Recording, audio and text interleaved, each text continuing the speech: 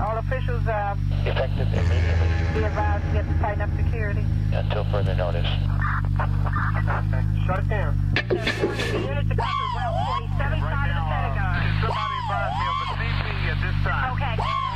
Thank you for that information. Remain on your feet. Until further notice. Too many units on the air. Ladies and gentlemen, Too many units. Go ahead. ladies and gentlemen, Too many units on the air. ladies and gentlemen, ladies and gentlemen. Early in the morning at the crack of dawn. That's just about the time when my rhymes are born.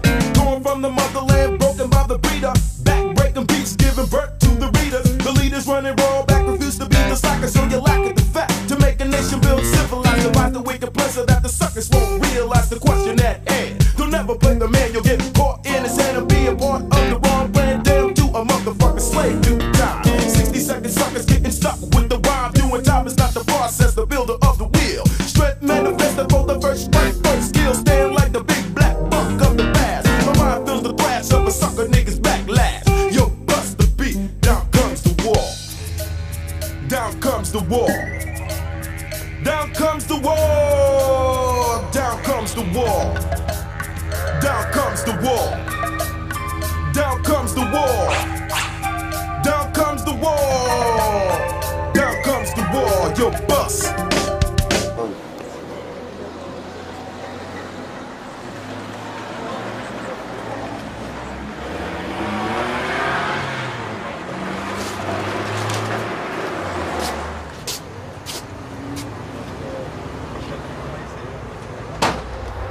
For the truth about the World Trade Center attacks, call 911 2003.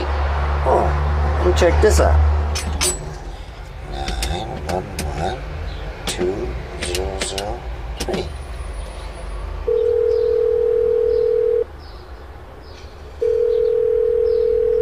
The number you have reached has been changed to a non-published number. I watched how my fellow New Yorkers jumping to their deaths, how women who hit the pavement and their pregnant bellies burst open and the child came flying out. Sheets of glass cut people in half. The real tragedy of my fellow New Yorkers dying was spun into a faux patriotic excuse to go and bomb little brown people all over the world and enact a plan that was in place way before that incident ever happened. I watched the language of patriotism be hijacked. I watched the multimedia, the corporate-owned media, the same corporate media that bought the presidency, sponsor these acts of terror that we've committed now around the world. And either terrorism is a unilateral truism, in which case its definition must apply in every single instance, or it's all a lie. Several of those men on those planes were on the hit list of well-known international terrorists and were still allowed into the country. We're allowed to take flying lessons. And we're expected to believe as the American public that that was because an information packet wasn't shared between agencies. That's a straw man. If that's not a straw man, I don't know what is. You're a poet. What role is art, literature, and music playing in this struggle? Wilfred Owen, who was an English poet in World War I, said that in 1917, all a poet can do today is warn. That's why true poets must be truthful. I think my job is just to tell the truth the way I see it, to absorb life, information, experience, to process it through my worldview, which is constantly changing, try to keep it as malleable as possible, and then to regurgitate what I see. You know, the role of art and music has always been to challenge the way things are and to push it forward into the way things could be. The role, particularly in this day and age, of art and music and poetry ought to be to challenge the matrix that we live in, this set of abstract rules that are arbitrarily forced on us and called reality, and to challenge people to think about their reality in a different way. They're still going to go to the mall, but if I can mess with their trip to the mall so that they never see the shopping mall the same way again, then I've been successful. I don't think it'll be long before putting the truth out there begins to hurt. You believe they knew? Yeah. I don't believe. I believe that I know. There was this like concerted effort to like put people who believe that on the fringe. Sure. Yeah. Well, you can't have us running around in the mainstream. But when you look at the panel that was set up to investigate the incidents surrounding 9/11 and the lack of cooperation from our current administration, the Bush White House, one can't help but ask what was known. But they knew. I'll go to my grave believing that I know that they knew. It's not a theory.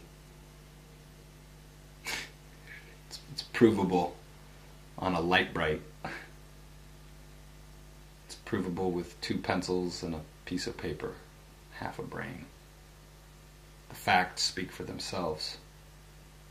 All you have to do is be awake enough to acknowledge the facts. What's your message to all those who care about what happened on 9/11 and are looking for some answers and want to get to the bottom of things and want to see justice done? What's your message to them? Change is not only possible. I think things are so dire right now, change is imminent.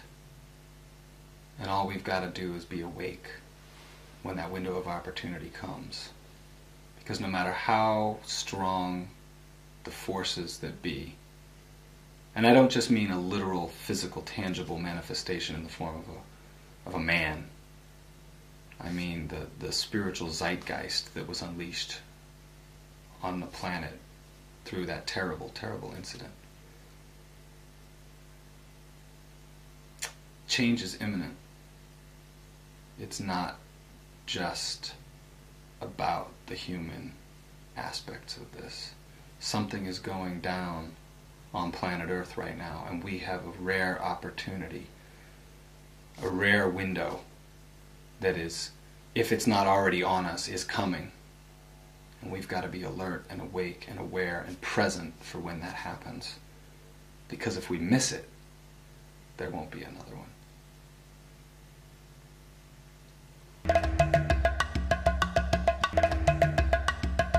Bush did it, man. Bush's father did it. But putting a fucking military base in Saudi Arabia. Ain't no question in my mind who did it. That's what that was about. Why do we have a military base in the Holy Land of the Muslims? Get that fucking base out of there and there would have been no 911. That ain't no even an issue in my mind, man. Bush did it. Simple as that. Until we get that base out of there, out of Saudi Arabia, we're going to have shit like this. You know, and then square up the rest of the crap that we're doing with people's lives in Palestine and everything. But number one, the one thing we have to fix is getting out of their lives. Stop fucking with those people's lives, man. Yeah. Stop trying to westernize some people. You know, that's you know, they're seriously since the turn of the century trying to say we have a culture we're trying to protect, and whether it should be protected or not, that's not our business, man. But the more we mess with it, the more defensive and more they're going to start posturing, and it's just and eventually when they run out of ways of expressing themselves, this is how it turns out. Yeah, no, man, I blame old man Bush's father. Yeah. Not even an issue in my mind, man. I blame the American government. I think they're involved with so much deceit and they're just all over the world, not only with the Muslims but everywhere, and they just mess with everything, you know. Oh, and they're just corrupt, you know, and it's gotten to the point where people are taking real drastic measures, and our government probably was involved with it. I agree with Norton. You know, I think that it's really sad that they can't have a full investigation on it. you know, but they're never going to do that. And the people in America are too stupid to see this stuff. You know, it's amazing. And I don't know when they're going to wake up over there, you know. We've probably never had an investigation on any political subject in this country.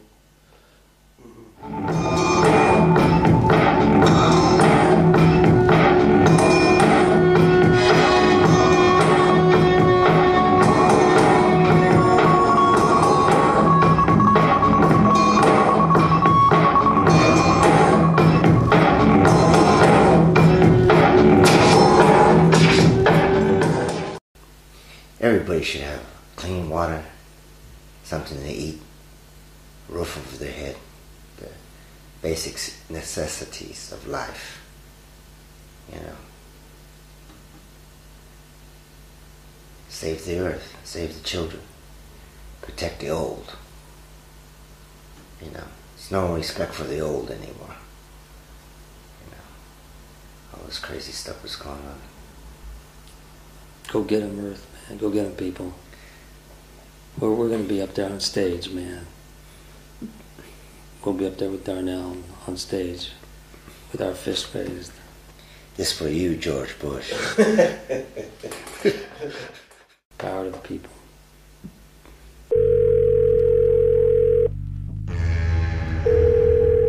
You feel more secure now that Bush has, you know, gone off to war and No, wrong thing. Contrary. War is never a good thing, never. What's more important is that an initiative for peace is undertaken, you know, as soon as possible. What are some, I mean, what in a practical sense? I mean, is there anything... Afghanistan and Iraq, yeah. The Middle East meaning Israel and Palestine. All these must be dealt with. Because what's coming up next is the water crisis that's going to occur. And if the peace is not solved in the Middle East soon, well, the water crisis in the next 10 or 15 years will be the dominant problem, and it will indefinitely lead to wars, because it is a resource, and wars have often been fought on resource levels more than ideology. Well, let them drink oil.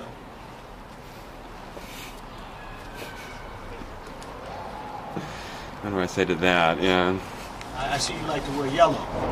Benefits of wearing yellow is that I rarely buy yellow clothing, because people always seem to have a crazy yellow item that they snatched at a sale and never to wear again, so they donate it to me. And I'm never lost in a crowd. I can just go wander off with my friends, and they can always find me, because they just have to ask the person near around, have they seen anybody dressed only in yellow? Well, I think this is right now what we're experiencing in the United States. The world, is experiencing is the last cry of a dying empire.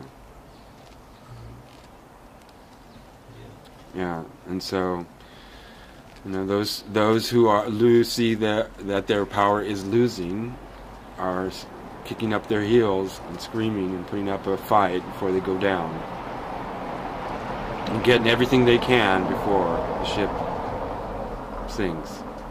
One last point or question.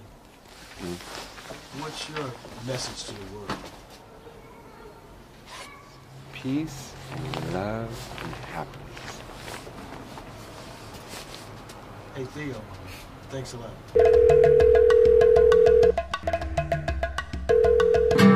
Well, yo, yo, yo, yo, yo, yo, yo, yo. Oh, yo, yo, yo, yo, yo, yo, yo, yo. Ooh, yeah. Ooh, yeah. My songs will tell of how my political views are on the songs I write and the songs that I've written with a few friends of mine. Darkness shrouds the noonday sunshine. The trees have lost their will to bloom. Valleys slowly die to deserts. Sing down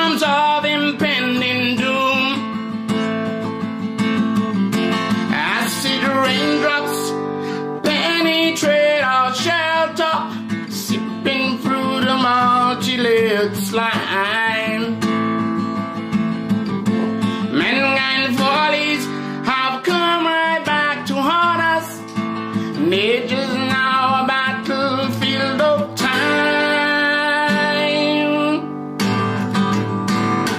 You think Bush knew? Do I think Bush knew? Mm-hmm. I had a feeling that he did know that that was going to happen and done nothing about it. And when the war came, we just saw them protecting the oil. And they saw oil being protected and not the nation rebuilding and things like that. And to me, this was a war most probably for wealth and not the reasons of mass destruction. What happened in Afghanistan, what happened before there, Bin Laden, things like that, and they were looking for him. And I think why such powerful nations like England and America cannot find one man, and they make all these films, and they have such technology. Why do they have to kill so many people? And the man that they want is still alive. And what happened in Iraq was, to me, terrible. So I just sing songs that remind people of that, what happened and how we should handle ourselves. And most probably I have not came across any more than deal with truth and rights. And one day the Father will give me my rewards, and my rewards are not to be held into captivity and things like that. I think there are better rewards in my life than this. Remember when we took everything for granted? Remember when we thought we had it forever? Remember when we took our families to the seaside, and in the evening we left much more than our footsteps behind. We left much more than our footsteps behind. The song is called Remember When, written by myself and Pet, Luscious Pet. Great song. Thank you. Great song. Great song.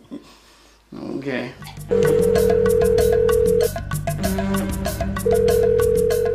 And then you take the word homeland. Now, it definitely has a positive ring to it, right? This is my home. This is the land that I call my home. But you could also look at it through a more international filter and see that in South Africa during apartheid, the blacks lived in homelands, which were probably not the most wonderful places to live. So what kind of homeland is America trying to create? Is it a place then that people feel safe when they are enclosed in this environment, but don't feel safe going anywhere else? Isn't that a kind of segregation that's going on? Should Americans be taught that the world out there is against them? Because that does seem to be the trend. And so they are safe in their homeland. It's a scary term. Mm-hmm. You said one thing earlier that was interesting and disturbing, frightening. If you take the subway right near my house and you get on it at one end and you travel to the other end, you travel through a lot of different areas of Berlin, you also see a microcosm of life and what kind of people there are. There's the homeless man who smells really bad. There's the drunkard. There's a person begging with their dog. There's a person thin as a stick trying to sell poetry. There are ugly faces, beautiful faces, and often very surprising faces and surprising actions. And I'm never surprised when I get on the subway that I'm going to see somebody interesting, or that you just never know And that's just a simple subway ride from one end of the city to the other. If you can see all kinds of life there, I don't see why something can't happen anywhere, at any time.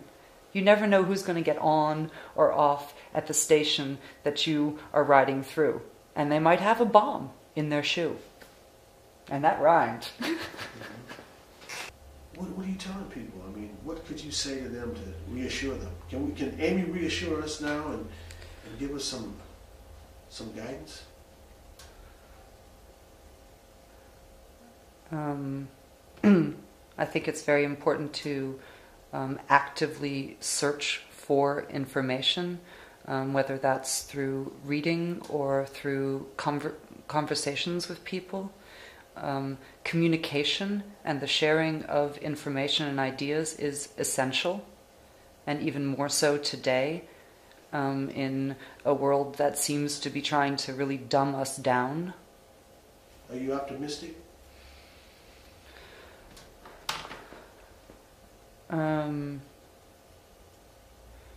There's some great quote by Che Guevara, and he says that optimism is the only realistic way of living. Something similar to that. Yeah, optimism is the only truly realistic way to get through.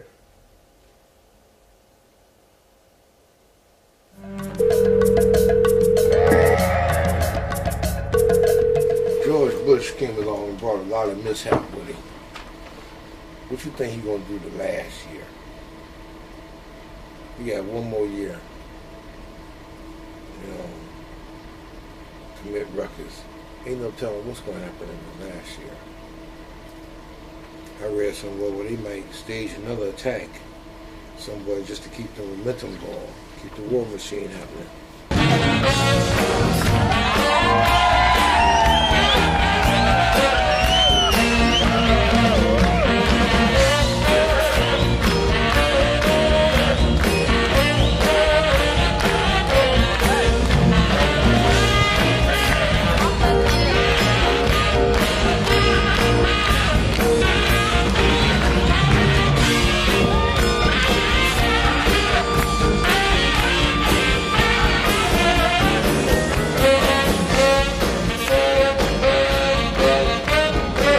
Excuse me while I exercise my appetite. Okay, it's okay. Process good. Hey, you know what I think about 911? I think they did it. Knowing I shouldn't do this. No.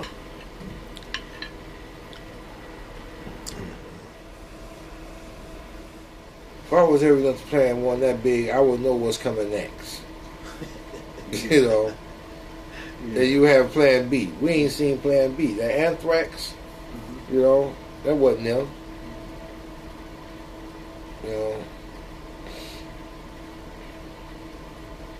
Who was it? Who It was was it? them. It was them. Yeah. That's deep. The other them. The other them, yeah. Not the them they chasing. Mm-hmm. Them is chasing them. Them is chasing them. That's right.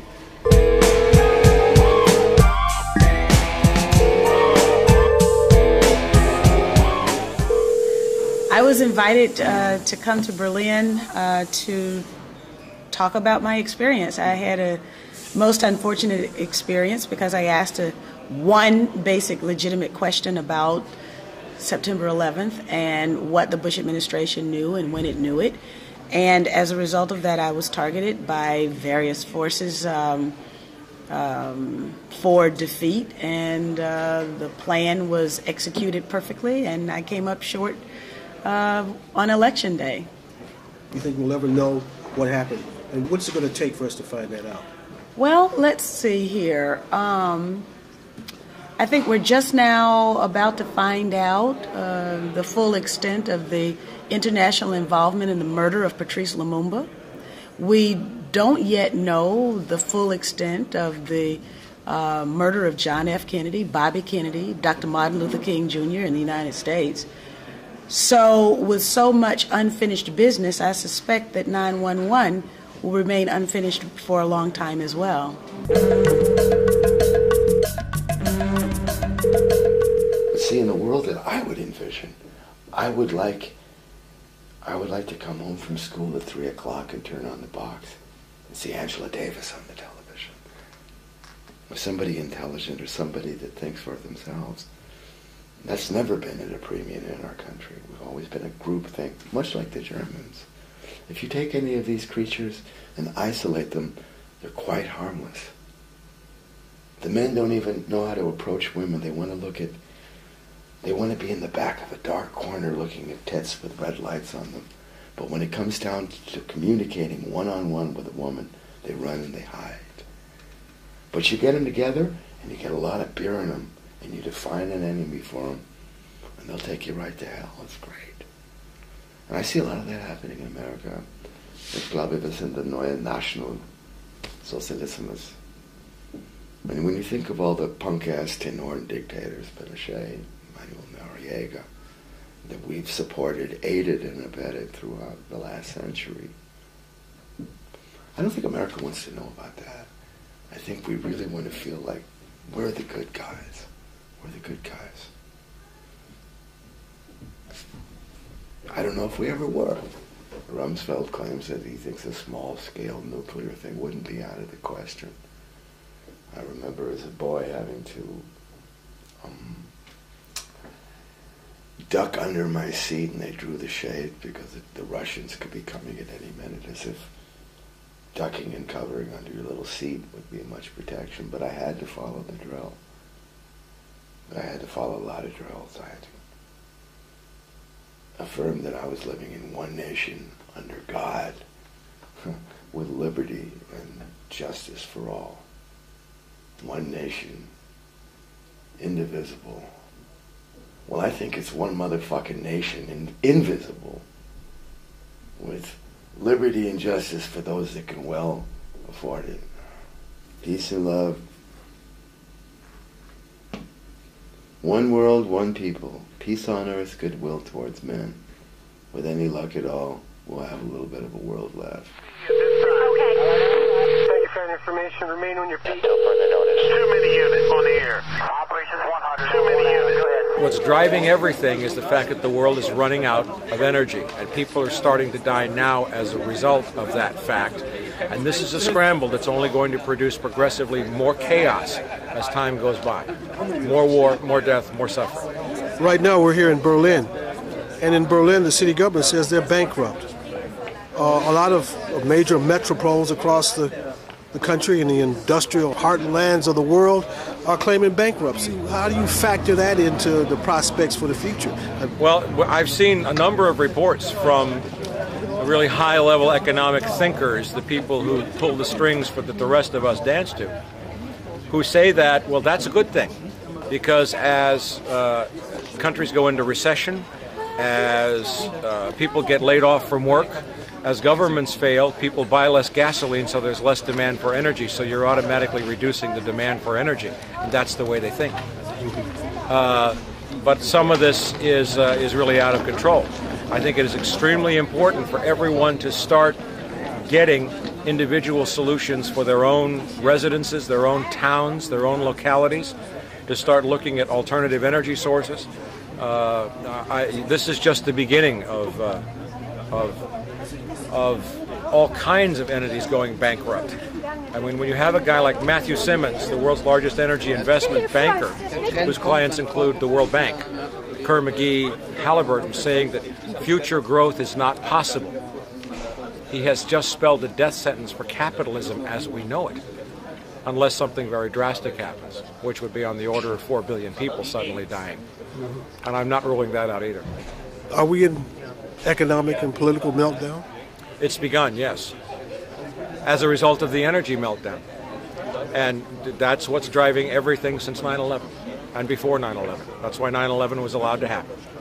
My last question, what's your message to the soldiers and also to the Iraqi people and other people who are the victims of American tyranny? What's your message to these people? I'm starting a new Veterans Advisor page on my website at FromTheWilderness.com with Stan Goff, a retired Master Sergeant from US Army Special Forces, who's a brilliant writer, very good friend, and former Captain John McCarthy, 5th Special Forces, Vietnam, to address veterans' issues.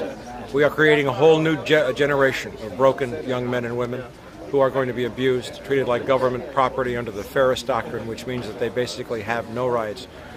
This is just beginning. Their disillusionment is just beginning. The illnesses from depleted uranium is just beginning.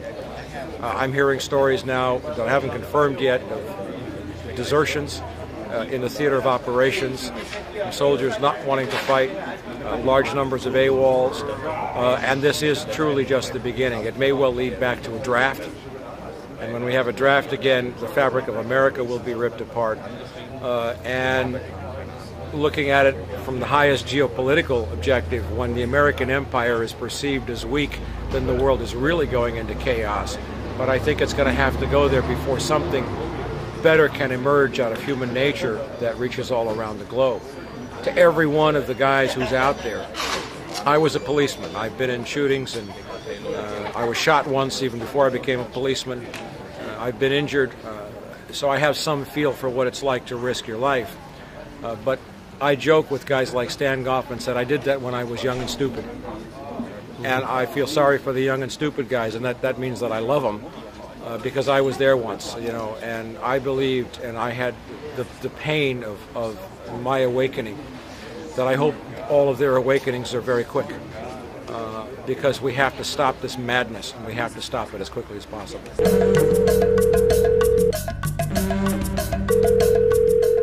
The world's in serious shit, man.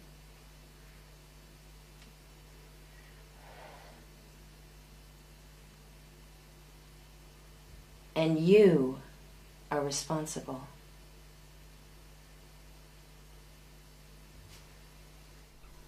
I don't ever want my boys to go to war. I never want to go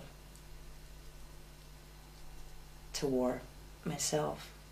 Every woman who sees this, you know, who sees me talking, every mother, every woman who can't have children, every woman in position of power, every woman in position of non-power, which most of us are, I think that we have to stop sleeping, yeah?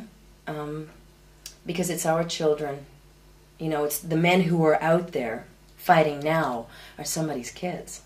The capitalist ideals, you know, a market, a materialist world, yeah, that worries only about how much, how soon, how much more, how can I want, I need. Yeah, it's like instinct gone wild. The thing is that if we can find enough sympathy in our hearts for veterans of war, for people who have been injured, killed, maimed, whatever, who have to, especially the ones who have to live with it afterwards, if we can find enough sympathy in our hearts, and oh God, you know, that's so terrible. Why can't we find enough of the same kind of passionate energy? And I'm talking because it's really a passionate thing, you know, when you get goosebumps and your heart, you know, goes out to somebody who's lost a limb or lost their sight. You know, why can't we be proactive, you know, about this sort of stuff and think about, well, what can happen in war? And with the same amount of passion say, well, wait a second, let's look for solutions. There's just not enough people out there doing things. There's not enough movements. There's not enough people with higher profiles speaking out loudly. I guess the media prevents a lot of it. There's not enough underground activity. When I say underground, I mean like, you know, and I'm putting myself right on the line. But I mean, there's got to be a little bit more information for everybody. People have to be educated. We know we have to start educating people. Children should be educated about what war does. They should be educated in such a way that in a school that small groups of children who are victims of war and the crimes that accompany war and the catastrophe. I mean, they should be exposed to those children who have suffered, yeah, because that's their level. You know, children who only have one arm, children who are burnt from head to toe, who have suffered chemical burns or whatever it might be. I mean, and I know that it's brutal, and you think, oh, protect the kids, but, and I'm speaking specifically about war, but more generally about all of the issues surrounding this whole society that has to rape, burn, plunder in order to get what it needs to give the people what they pay for, yeah, to generate capital and all the rest of it. I sure hope that 2004 has a few seeds that get planted, you know, groups, organizations, forums for discussion. I hope that people start coming out of their shock after September the 11th and realizing that there's an absolute necessity for discussion and education and prevention eventually, yeah? But it's a long way. It's a long way. It's been really nice having you here. It's been wonderful being interviewed by you because, just really quickly now, it's given me something to think about for the coming year. And, yeah, stuff that we like to ignore and shove away, pretend it's not really happening.